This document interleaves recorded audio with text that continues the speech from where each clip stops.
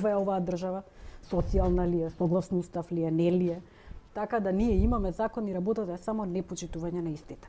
Почитувањето на законите значи првин отстранување на примарните фактори кои што се во клептократијава назначени и се знае кои се тие, значи овдека треба да имаме функционално обвинителство, овде треба да имаме функционално судство и се ќе тргне понатаму.